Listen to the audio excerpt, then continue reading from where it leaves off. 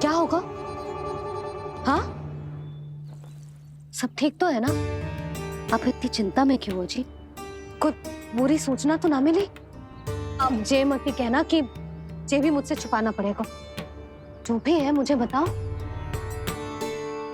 पंडित सदानंद जी महाराज वो नामकरण के लिए ना आ सके। उनकी बिटिया के पांव भारी, उसे लिवाने वो समधियाने गए। ये तो शुभ समाचार है।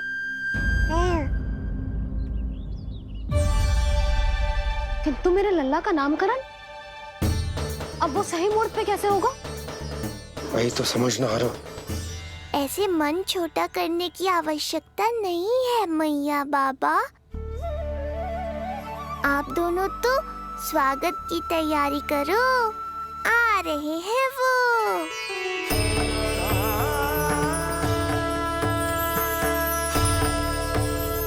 लो, आ गए वो जिनकी मुझे प्रतीक्षा थी। आप दोनों व्यर्थ ही चिंता कर रहे थे।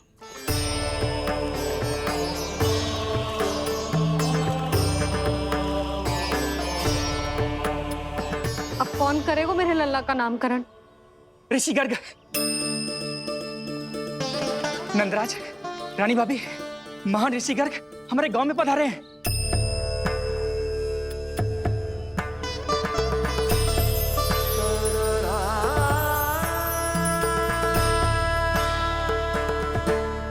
ऋषि गर्ग गोकुल में?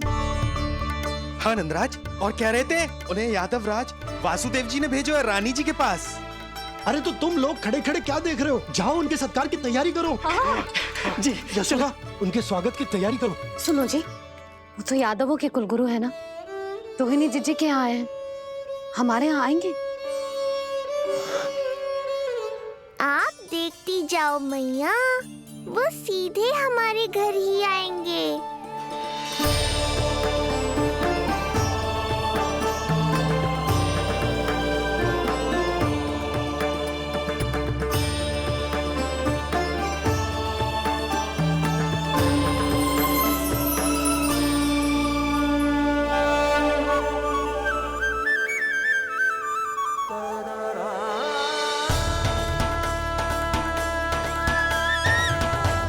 ये क्या हो रहा है मुझे? मैं उस भवन की ओर क्यों बढ़ा जा रहा हूँ? क्योंकि आपके यहाँ आने से ही मेरी मैया बाबा की चिंता समाप्त होगी ऋषिवर। ये बात तो मैं न जानता, परंतु मुझे जाकर उनको स्वागत करना चाहिए।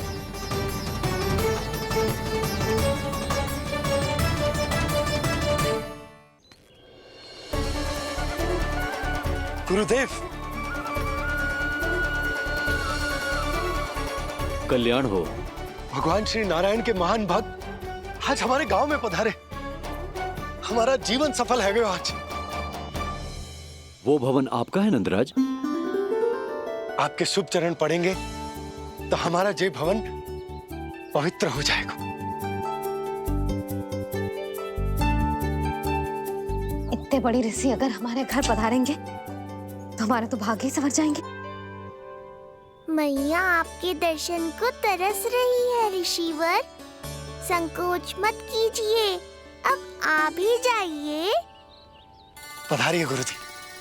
न जाने क्यों मेरे पांव अपने आप ही आपकी भवन की तरफ जाने को व्याकुल है नंदराज।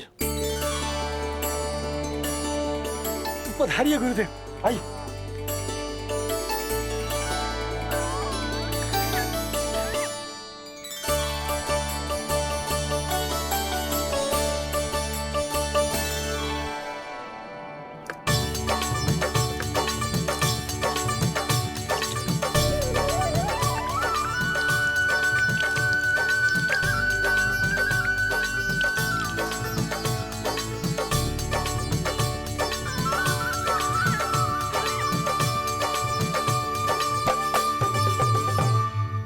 कल्याण हो। पधारिए।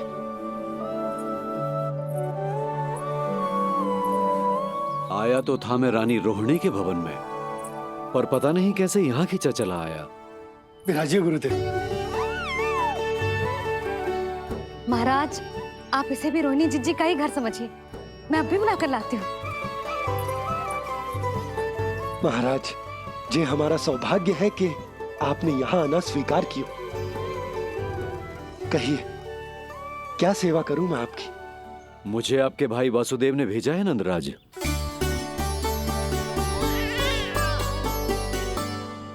प्रणाम गुरुदेव। स्वामी जी ने आपसे इतनी दूर आने का आग्रह किया है, अवश्य ही कोई बड़ा कारण होगा। कारण तो है, आपके पुत्र का नामकरण करने आया हूं मैं यहाँ।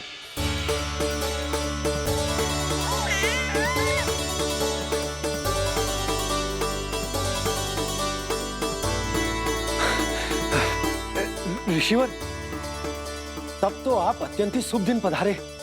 आज का ही मुहूर्त निकलो है भाभी के लल्ला और हमारे लल्ला के नामकरण के लिए। हम तो पंडित जी गांव से बाहर हैं, इसीलिए आप।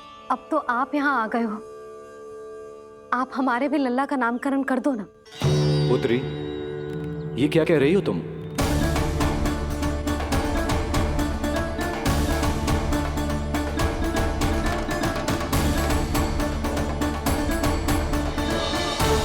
भी लल्ला का नामकरण कर दो ना। पुत्री, ये क्या कह रही हो तुम? विनती कर रही हूँ, और मेरी जे आग्रह अस्वीकार मत ही करो। आप दोनों भाइयों का नामकरण एक साथ हो जाएगा।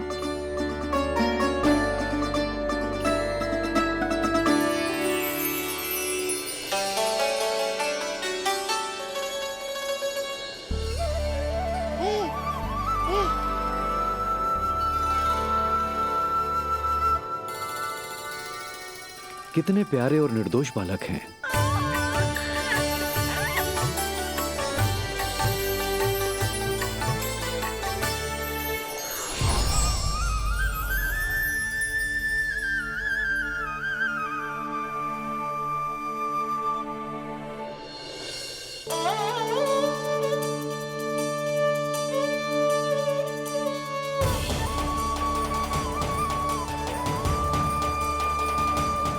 इन दोनों को देखकर गुरुदेव की आंखों में आंसू क्यों आ गए?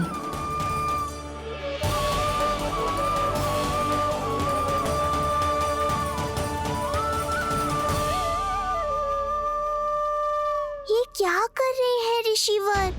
संभालिए अपने आप को, नहीं तो मेरा रहस्य खुल जाएगा आज।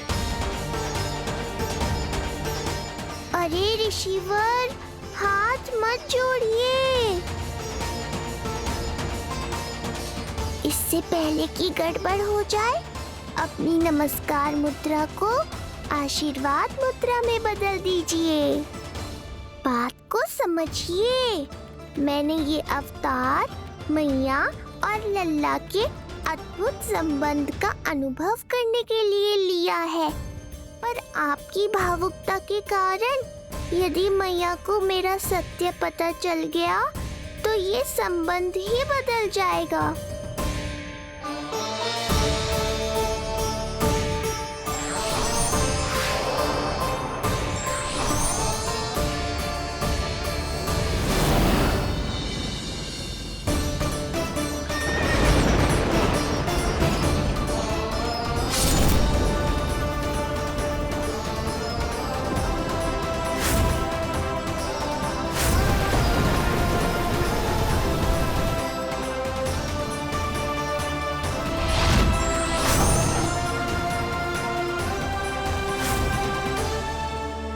अब आप सब कुछ जान चुके हैं ऋषिवर, इसलिए अब मेरे सामने हाथ जोड़कर मेरे सत्य को उजागर मत कीजिए। अपने शिष्य वसुदेव के पुत्र के रूप में मुझे आशीर्वाद दीजिए।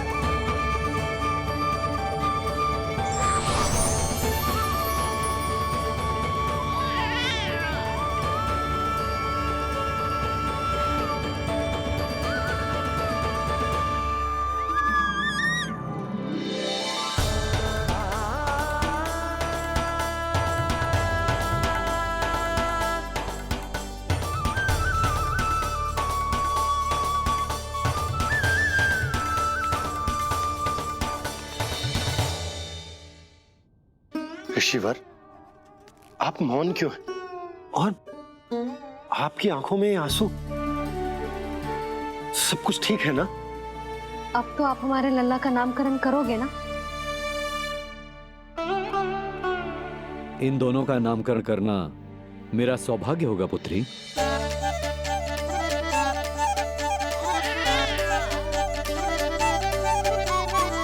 परंतु ये गोपनीय रूप से करना होगा।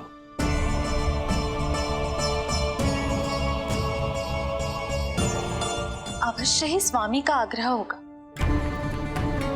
ताकि कंस की बुरी दृष्टि हमारे पुत्र पर ना पड़े।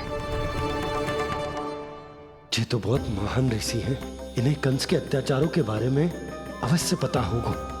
अपनी संतान का नामकरण संस्कार करना एक मां के लिए उत्सव से कम नहीं होता है, पर यह छुपकर करना होगा। आप दोनों को स्वीकार तो है ना?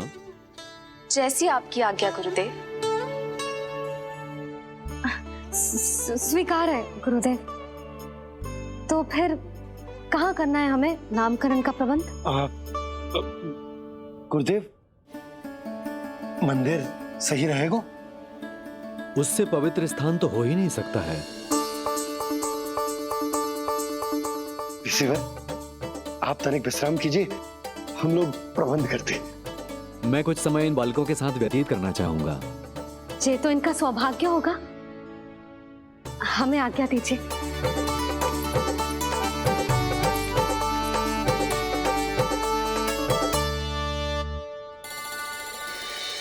प्रभु, स्वयं भगवान होकर भी आपको बंदी गृह में जन्म लेना पड़ा। अब अपनी मां को छोड़कर दूसरी मां के यहां पलना पड़ रहा है। जब से गोकुल आए हैं, छुप छुप कर रहना पड़ रहा है। इतनी नन्ही सी अवस्था में दुष्ट कंस के कितने ही आक्रमणों का सामना कर चुके हैं आप। और जिस उत्सव में सभी सप्तऋषियों और सभी देवी देवताओं को साक्षी बनकर आना चाहिए, उस नामकरण उत्सव को यहां एकांत में करना पड़ रहा है। क्यों प्रभु, इतने कष्टों को सहकर ये अवतार क्यों लिया है आपने? दुष्टों का नाश करने के लिए, धर्म की स्थापना करने के लिए और सबसे अधिक मैया की ममता का अनुभव करने के लिए। पर इसके लिए इतने कष्ट?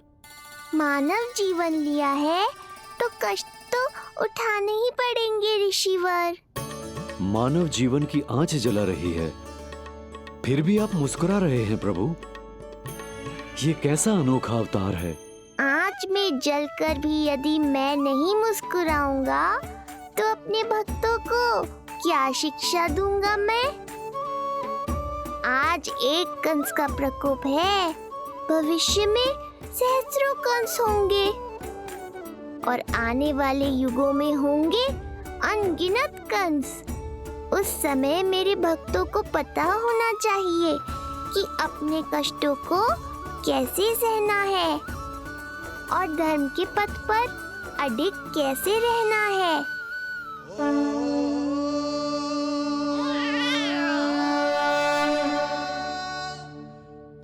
आप धन्य हैं प्रभु। देखा अस्ति, जब सिंह दहाड़ता है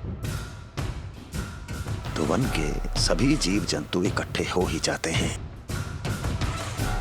वो सब जो मेरा विश्वास पात्र होने का अधिकार और ये सिंहासन पाना चाहते हैं, सामने आए।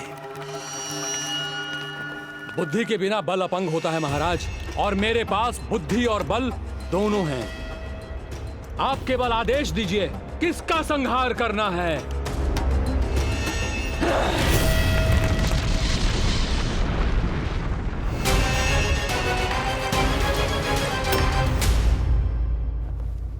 सारी तैयारी हो गई। बोलो। आप गुरुदेव को बुला लो, मैं रोनी जीजी और बालकों को ले आती हूँ। यशोदा, तुम रुष्ट तो ना हो ना मुझसे? मैं भला रुष्ट क्यों होने लगी? नहीं, तुम जो उत्सव बड़े धूमधाम से करना चाहती थी और बहुत प्रसन्न हूं मैं कि हमारे लल्ला का नामकरण स्वयं ऋषि गर्ग पूरे विधि विधान से कर रहे हैं। मैं समझ गई, उत्सव बड़ा हो या ना हो, प्रसन्नता बड़ी होनी चाहिए। अरे मैं तो इतनी उत्साहित हूँ कि दोनों भाइयों का नामकरण आज के शुभ मुहूर्त पे हो रहा है। तो इससे पहले जो बीत जाए, जाओ। आप भी बुला लो।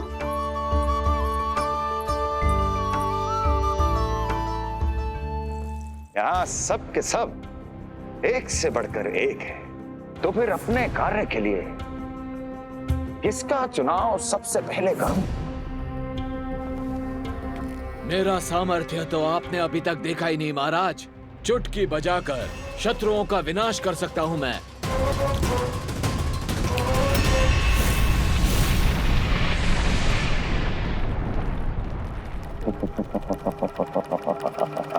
वाह! किंतु आपने तो बताया ही नहीं कि करना क्या है। वध वध करना है, एक नवजात बालक का वध। उसे साधारण बालक मत समझना। गोकुल में नंद के घर पल रहा वो बालक विष्णु का अवतार है।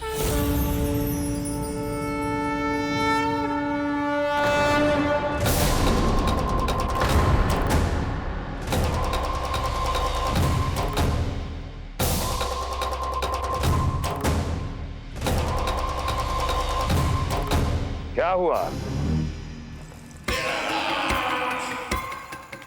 इतना सन्नाटा क्यों छा गया? क्षमा कीजिए महाराज, पर मैं नन्हे बालकों के साथ हिंसा नहीं करता। विष्णु अवतार बड़ा छलिया है महाराज, मैं उसका मुख भी नहीं देखना चाहता।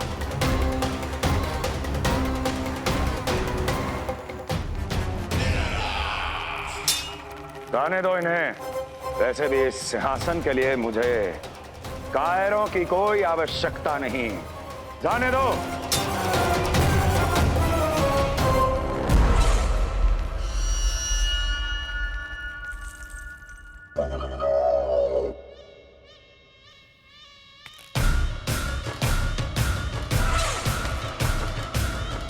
दुर्जन,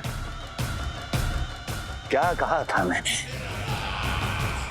मैंने कहा था केवल वही आए जिनके हृदय में साहस का ज्वालामुखी धधकता हो, जिनकी तलवारें पर्वतों का सीना चीरने के लिए व्याकुल हो, जिनकी संकल्प शक्ति इतनी दृढ़ हो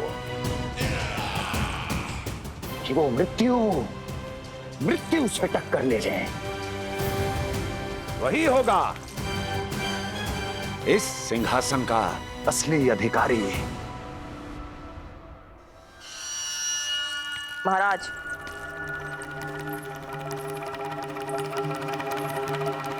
ना तो आपके दिए इस सम्मान का कोई मूल्य रह गया है और ना ही आपके भय का। अभी अभी आपने ही कहा था ना कि जब वन में कोई सिंह दहाड़ता है तो उस वन के सभी जीव जंतु एक जगह एकत्रित हो जाते हैं, परंतु उसी वन में जब कोई बब्बर सिंह दहाड़ता है तो वही जीव जंतु भय के मारे इधर उधर भागने लगते हैं। निश्चित ही वो बालक इन सब के लिए बब्बर सिंह बन चुका है। उसका भय हमारे साम्राज्य की नींव हिला रहा है महाराज।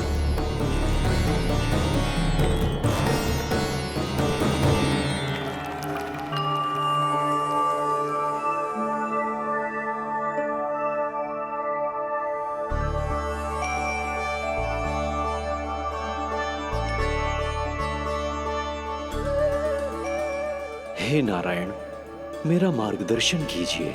हे मां सरस्वती, मुझे आशीर्वाद दीजिए ताकि मैं दोनों बालकों के लिए सर्वोत्तम नामों का चुनाव कर पाऊं।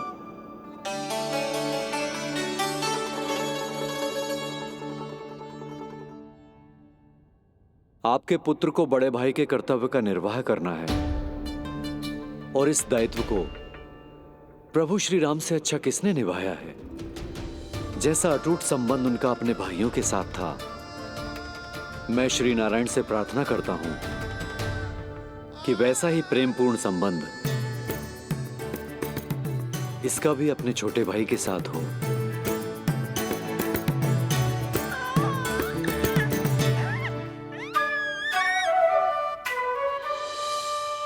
इसीलिए इसका नाम राम हो, इसीलिए इसका नाम राम, इसीलिए इसका नाम राम।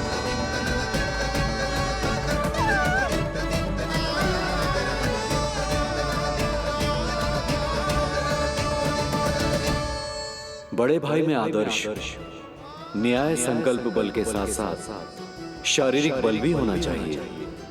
मैं देख पा रहा हूं ये बालक इन सब बलों के लिए जाना जाएगा। इसलिए जो नाम इसके व्यक्तित्व के लिए सबसे उचित है वो है बलराम, बलराम, बलराम।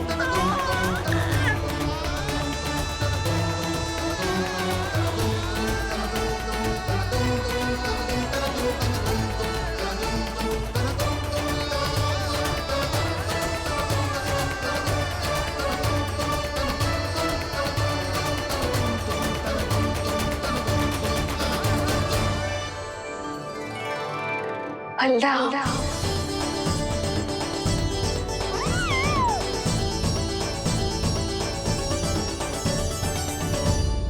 तो फिर उसका नाम बल राम रखना। कैसा अद्भुत संयोग है रिसीवर। जब इसके जन्म की सूचना देने मैं वसुदेव भैया के पास मथुरा गया था तब उन्होंने भी यही नाम रखा था, बलराम। ये संयोग नहीं, नारायण की इच्छा है नंदराज। बलराम से अधिक उपयुक्त नाम इस बलराम के लिए कुछ और हो ही नहीं सकता है। पर मैं तो दाऊ कहकर ही बुलाऊंगा इन्हें, बलदाऊ।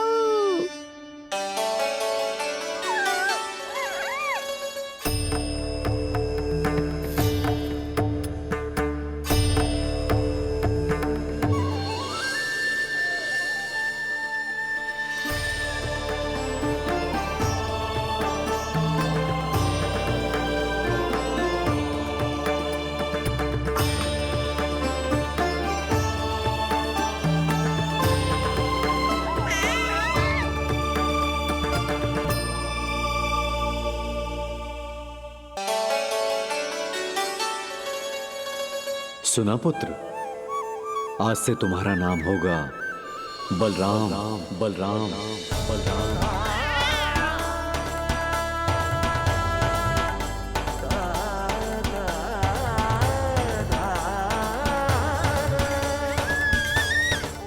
गुरुदेव, कितना अद्भुत नाम दियो है आपने इसे।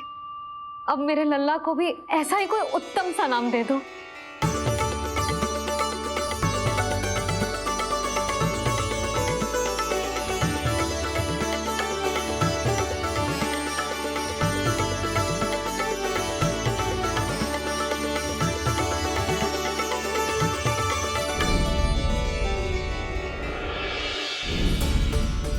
ये कठिन दायित्व आपने ही मुझे सौंपा है प्रभु। इसे निभाने की क्षमता भी आप ही दीजिए।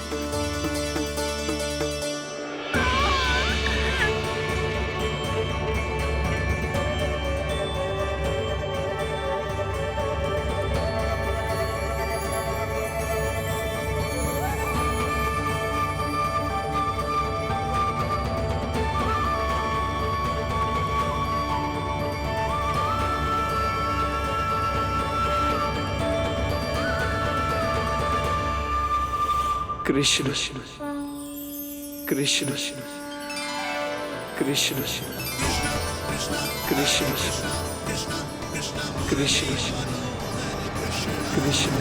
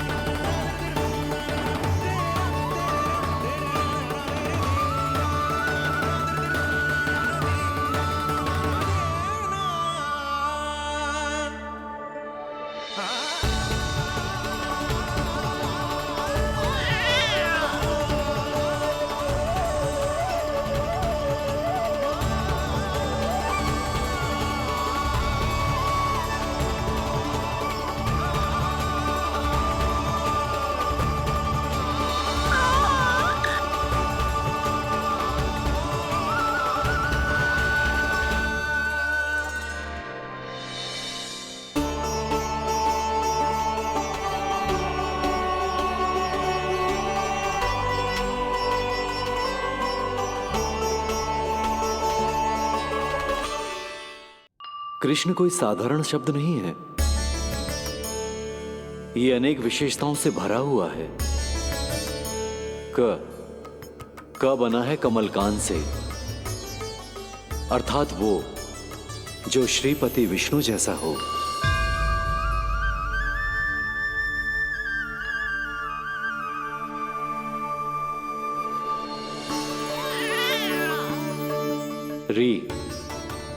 री की उत्पत्ति हुई है श्री राम से, अर्थात वो जो सबके हृदय में बस जाए।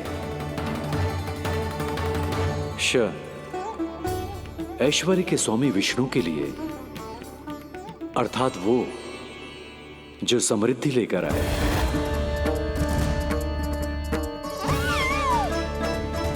और ना है नरसिंह के लिए, अर्थात वो जो रक्षा करे।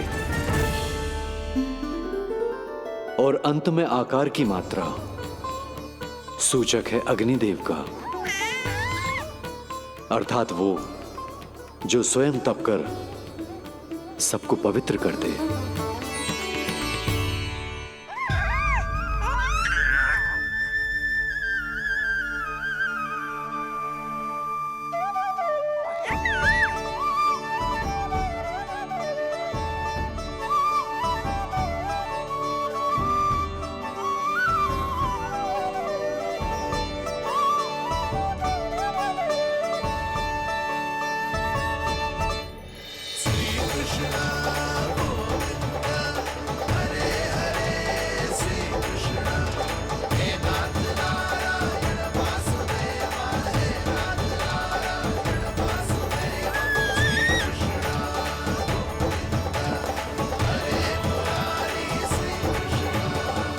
आज से तुम्हें सारा संसार जिस नाम से पहचानेगा, वो नाम है कृष्ण। वो नाम है कृष्ण। वो नाम है कृष्ण। वो नाम है कृष्ण। कृष्ण कृष्ण कृष्ण कृष्ण कृष्ण कृष्ण कृष्ण कृष्ण कृष्ण कृष्ण कृष्ण कृष्ण कृष्ण।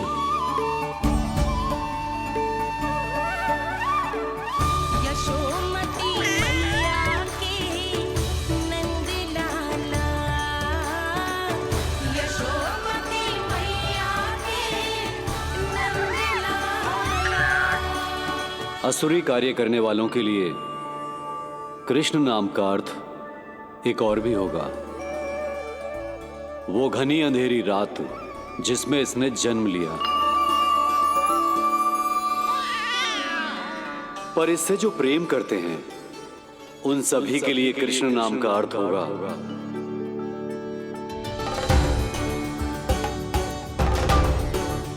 अतुलनीय सुंदरता और अथाह प्रेम।